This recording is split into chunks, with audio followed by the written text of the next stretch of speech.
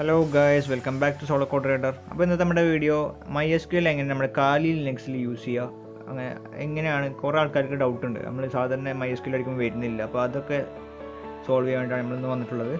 Just ഇത്രേ ഉള്ളൂ. നമ്മൾ സൂപ്പർ യൂസർ എനേബിൾ ചെയ്യുക, നേരെ പോയിട്ട് സർവീസ് MySQL സ്റ്റാർട്ട് ആ കമൻറ്റ് അടിച്ചു കഴിഞ്ഞാൽ MySQL സർവീസ് സ്റ്റാർട്ട് ചെയ്യും. അത് നമുക്ക് നിർത്തണമെങ്കിൽ സ്റ്റോപ്പ് ചെയ്താൽ മതി. സർവീസ് MySQL സ്റ്റോപ്പ് അടിച്ചാൽ മതി. ആ ജസ്റ്റ് ആണ് സ്റ്റാർട്ട് സ്റ്റോപ്പ്, ആ ഒരു വ്യത്യാസം മാത്രമേ ഉള്ളൂ. അപ്പോൾ സ്റ്റാർട്ട് ചെയ്ത് കഴിഞ്ഞാൽ ചിലപ്പോൾ പാസ്വേഡ് ചോദിക്കും. പാസ്വേഡ് അടിച്ചതിന് ശേഷം MySQL -h ലോക്കൽ ഹോസ്റ്റ് എന്ന് കൊടുക്കുക.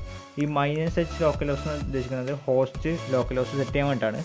അത് അധികം പി സിയിലും കൊടുക്കേണ്ടി വരില്ല. ഇപ്പോൾ ഇതിൻ്റെത് 20.4 ആണ്, ഏറ്റവും ലേറ്റസ്റ്റ് വേർഷനാണ്. അതിൽ വേണ്ടിയതില്ല, അതുകൊണ്ട് ഞാൻ ആ ഒരു കമൻറ്റ് യൂസ് ചെയ്യുന്നില്ല. ജസ്റ്റ് MySQL എൻ്റർ ചെയ്താൽ നേരെ ഓപ്പൺ ആകും. നമ്മൾ നോർമലി ചെയ്യുന്ന പോലെ ഒരു ഡാറ്റാബേസ് ക്രിയേറ്റ് ചെയ്യുക. അതിന് വേണ്ടിയിട്ട് ക്രിയേറ്റ് ഡാറ്റാബേസ്, നമുക്ക് എന്ത് നെയിമിലാണ് ഡാറ്റാബേസ് ചെയ്യേണ്ടത് ആ ഡാറ്റാബേസ് നെയിം കൊടുക്കുക. അതായത് ഞാൻ ഇവിടെ SCR solocoderider അത്രേ കൊടുക്കുന്നുള്ളൂ.